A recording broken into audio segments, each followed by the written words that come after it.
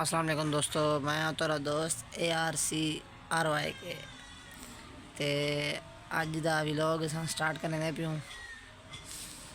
اج جمعہ تے اساں ہن ویسوں تھوڑی دیر تک تیار تھی تے جمعہ پڑھن ویسوں 1:30 بجے نماز تھینی ہے تھا جمعے دی ظفر آباد کالونی دے وچ تے اساں جڑا ہے ویسوں نماز دی تیاری کرے سوں تے ہن ویسوں اساں جمعہ پڑھن تے اساں ہن ویندے پہ تیاری کرن۔ ٹھیک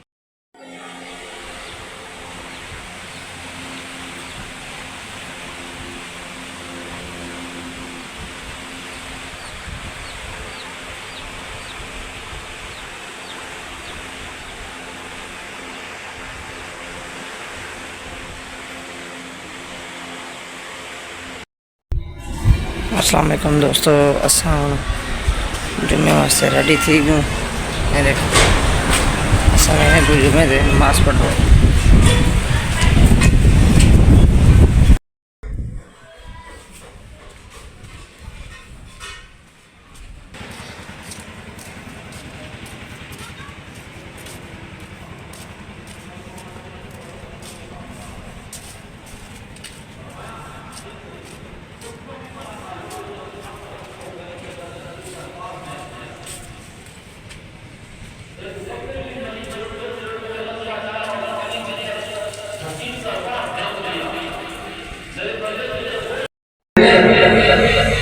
اس عورت نے کہا حضور میری طرف کیا دیکھتے ہیں، رب کا خوف نہیں ہے؟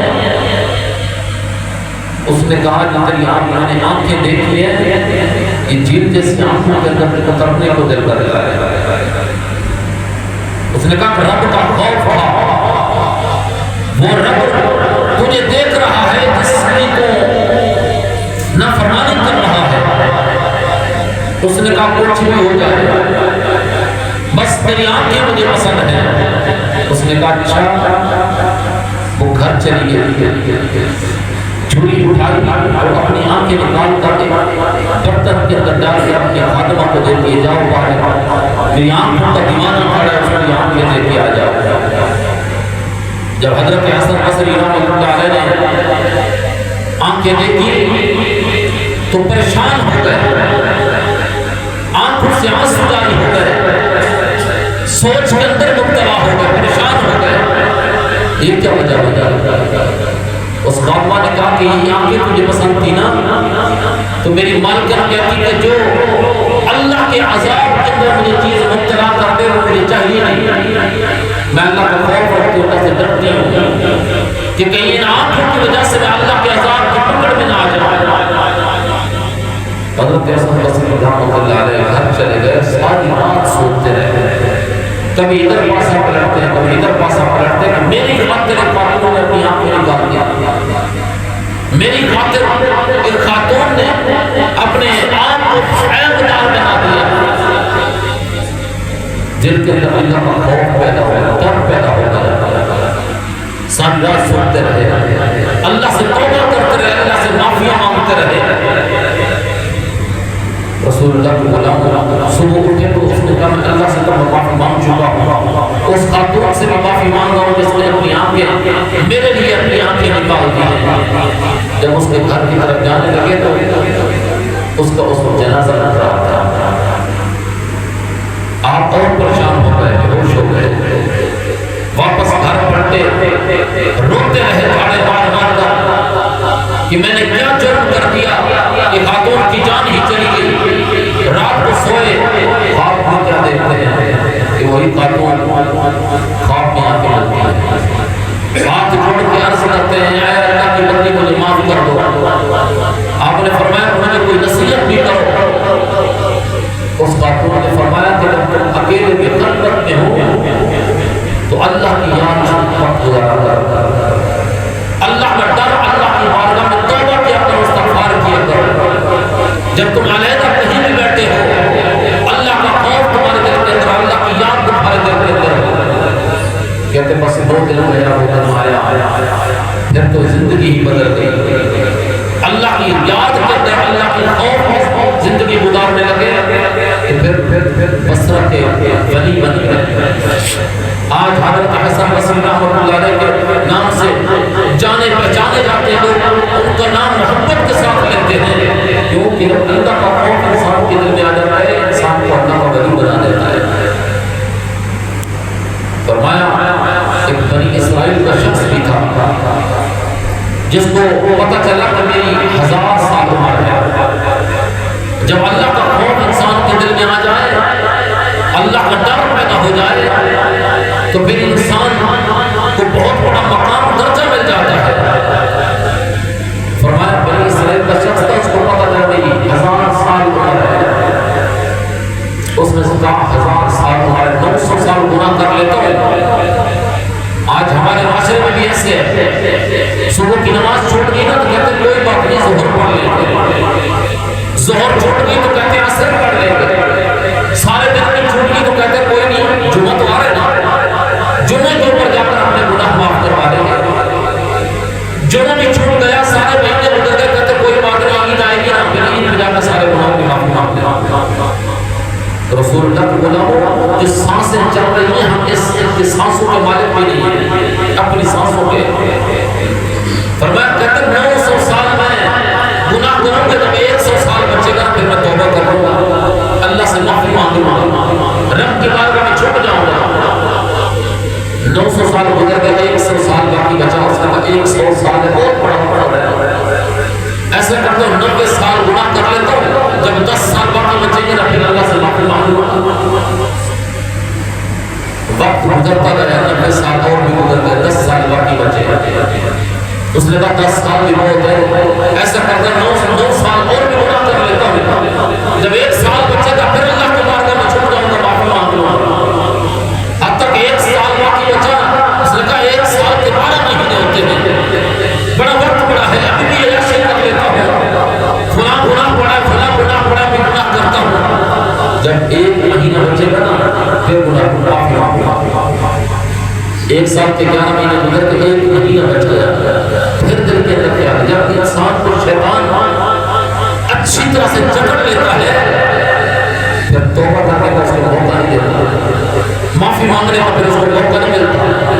یہی آج ہمارے معاشرے میں ہے، زندگی ایسے گزر رہی ہے، قرآن پڑھا نہیں لیکن سوچتا رمضان میں پڑھوں گا، نماز صبح کی نہیں پڑھی سوچتے عشاء پڑھوں گا، عشاء نہیں پڑھی کہتے جمعے کو پڑھوں گا، اسی طرح زندگی جلدی کل گئی برباد ہو گئی، لیکن قرآن کو ٹھیک طریقے سے نہیں آتا، نماز پڑھنے کا طریقہ نہیں سمجھ سکا، کہتے نماز ابھی جا کے پوچھوں گا، میری 40 سال عمر ہو گئی، ابھی جا کے پوچھوں گا لوگ کیا کہیں گے، ابھی نماز کے بارے میں پوچھ رہا ہے۔ رسول اللہ کو بولا جب 1 مہینہ بچا سکا، 1 مہینے کے 30 دن ہوتے ہیں، 29 دن پھر گناہ کرتا ہوں، آخری دن میں اٹھ کر بس اللہ سے توبہ مانگوں گا، معافی مانگ لوں گا، وہ تو بڑا قریب ہے، وہ کہتا بس 1 مرتبہ میرے دروازے پہ آ جاؤ، 1 دفعہ معافی مانگ لو، پچھلے سارے گناہوں کو معاف کر دوں۔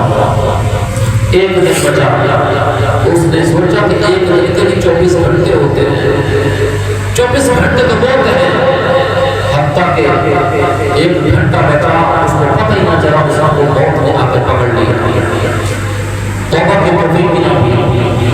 1000 سال کی عمر پانے والے کو توبہ کی توفیق نہ ہوئی، آج ہماری 40 50 80 90 سال کی عمر باقی ہے، اور اتنے سال کے اندر بندہ کبھی بیمار ہوتا ہے، کبھی نیند کرتا ہے، کبھی مصروفیات ہوتی ہے، اس کے باوجود بھی ہمیں اپنے گناہوں سے معافی مانگنے کی کبھی سوچ ہی نہیں آئی، یہ سوچتے کل کر لیں، کل پڑھ لیں گے، معافی کل مانگ لیں گے، پتہ چلتا ہے کل جب آنکھ کھلتی ہے تو انسان قبر میں ہوتا ہے۔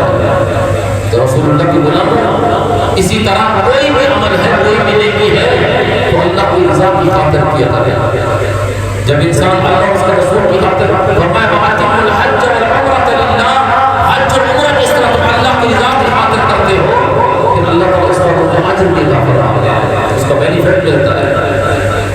اگر دکھاوے کے لیے صرف حاجی کہلوانے لکھوانے کے لیے اگر کرو گے تو پھر کوئی نیکی نہیں کہ وہ حج تمہارے گھر میں مانگ دیا جائے گا۔ فرمایا کوئی بھی نیکی کرو تو اللہ کی رضا کی خاطر کرو۔ ہم نماز اللہ کے لیے پڑھنے آتے ہیں اور اعتراض امام پر کرتے ہیں، امام ایسا ہے تو ایسے ہے، تو کھڑا ایسے تھا تو بیٹھے ایسے تھا، تو قرات ایسے کر رہا تھا تو فلا فلا آئے تھے اللہ کو راضی کرنے کے لیے، لیکن گناہوں کو اٹھا کر ہم واپس پلٹ گئے۔ رب نے فرمایا نادان آیا بھی میرے گھر میں تھا، اگر میری رضا ہوتی تو پیچھے بیٹھ کر آنسو بہاتا رہتا، یہ سنتا کہ مولا میرے اندر خدا ہزار عیب ہے، مولا میرے عیب کو معاف کر دے، اپنے عیبوں کو چھپا کر لوگوں کو عیب ظاہر کرتا ہے۔ فرمایا اگر تیرے عیب کو دنیا کے سامنے ظاہر کر دو تو کسی کو منہ دکھانے کے لائق نہ رہے۔ ہمارے عیب اگر ہمارے گھر والوں کو پتہ چل جائے، ہم اپنے گھر والوں کو منہ دکھانے کے لائق نہ رہیں، لیکن کمرے والے آقا کا کرم دیکھیں، گناہ کرنے کے باوجود بھی رب کریم نے اتنی گناہوں پر پردہ ڈالا ہوا ہے۔ فرمایا لوگوں تم عام نہیں ہو، تم مصطفیٰ کے نوکر ہونے کا کلمہ پڑھنے والے ہو، اس لیے تمہارے عیبوں پر پردہ ڈالے ہوئے ہیں۔ ہر شخص جانتا ہے میرے اندر کتنے عیب ہیں، کتنے میں نے گناہ کر رکھے ہیں۔ ڈیلی بیس پر اگر دیکھیں تو نیکیاں کم لگتی ہیں، گناہ زیادہ لگتے ہیں۔ رسول اللہ کے غلاموں، یہ جمعہ کا وقت، یہ نماز کا وقت اللہ نے ایمان والوں کو کرم کیا۔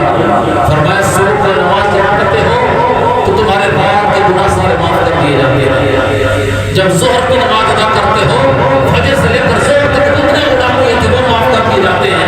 اسی طرح ظہر سے عصر، پھر عصر سے مغرب، پھر مغرب سے عشاء۔ فرمایا یہ نمازیں تو تمہیں پاک و صاف کرنے کے لیے آتی ہیں، لیکن تمہارے پاس تو وقت ہی نہیں ہے۔ اللہ رب العالمین اپنے حبیب کے صدقے ہم سب کو اپنے محبوب کی غلامی نصیب فرمائے اور ہمیں زیادہ سے زیادہ نیکی کی توفیق عطا فرمائے۔ انسان جب اللہ کی رضا کی خاطر ہے کہ آپ گھر سے نکلے ہیں، رب کریم قدم قدم پر نیکی عطا فرمائے۔ فرمایا جو شخص پہلی صف میں آ کے بیٹھ کے اللہ تعالیٰ کو اونٹ کی قربانی کا ثواب عطا فرمائے۔ اونٹ کی قربانی اس دور میں کتنی مشکل ہے، 4-5 لاکھ کا اونٹ ملتا ہے اور وہ بڑی مشکل سے لوگ لینڈ لارڈ لوگ پیسے والے لوگ کرتے ہیں کہ اونٹ کی قربانی کا ثواب زیادہ ہے۔ فرمایا جمعے کے روز سب سے پہلے نکلنے والا اور پہلے سب میں بیٹھنے والا اللہ تعالیٰ کو اونٹ کی قربانی کا ثواب عطا کرتا ہے۔ اور ہم آتے لیٹ ہیں، جب خطبہ ہوتا ہے تو لوگ کو چیرتے ہوئے آتے ہیں، پہلے جا کے اونٹ کا ثواب لینے میں رسول اللہ کے غلاموں، اسی طرح جس طرح پہلے آنے سے ثواب زیادہ ملتا ہے، اسی طرح لیٹ آنے والے کو پھر اس طرح گائے کا ثواب، پھر بکرے کا ثواب، پھر مرغی کا ثواب، پھر انڈے کے دل کا ثواب اللہ تبارک و تعالیٰ۔ وہ انسان کو چاہیے کہ کتنا اس کو چاہیے، اس کو ثواب اٹھنے کی کتنی چاہیے۔ اور ہم چاہتے ہیں نہیں، جب اذان ہو جائے گی خطبہ ہوگا ہم اس وقت مسجد میں داخل ہوتے ہیں، ہمیں ضرورت ہی نہیں رہتی، ہمیں تو مال و دولت کی ضرورت ہے۔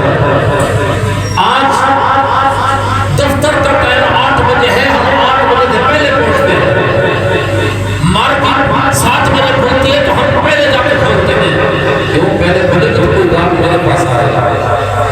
اگر لیٹ جاؤں گا تو افسر کہیں ناراض نہ ہو جائے، نوکر کر کے نوکری کرتے تو وہ کہتے ہیں مالک کہیں ناراض نہ ہو جائے۔ رسول اللہ کے غلاموں کو تمہیں چند ٹکے دیتا ہے جو تمہاری زندگی گزرتی ہے، اس خالق کی کائنات کو دیکھو جس نے ماں کے پیٹ کے اندر بھی تمہارا رزق بند نہیں کیا، دنیا کے اندر آپ نافرمانی کرنے کے باوجود بھی رب کریم نے تمہیں کبھی تمہارا رزق بند نہیں کیا، اس کی بھی فرمایا ان الصلاۃ کانت علی المؤمنین کتابا موقوتا۔ مومنوں، نماز وقت مقرر پر مومنوں پر فرض کی گئی ہے، اس سے پہلے تک پہنچو، نیکی کرو، نماز ادا کرو، جبکہ ہمارا رویہ یہ نہیں ہوتا۔ رب کریم ہم سب کو اس بابرکت جمعے کے روز اللہ سے توبہ استغفار مانگنے کی توفیق عطا فرمائے اور 5 وقت نماز پابندی کے ساتھ ادا کرنے کی توفیق عطا فرمائے۔ جی السلام علیکم دوستو، اساں جمعہ نماز پڑھتے آ گئے ہوں، یہ دیکھو اے وسیم بھائی ہیں، سارے دوست ہیں، اساں جمعہ نماز پڑھتے آ گئے ہوں، تو امید ہے تو آپ کو جمعے دا بیان پسند آیا اسی تے چینل کو لائک کرو، سبسکرائب کرو تے بیل آئیکن کو لازمی دباؤ کہ نیا ویڈیو تک پہنچ سکے۔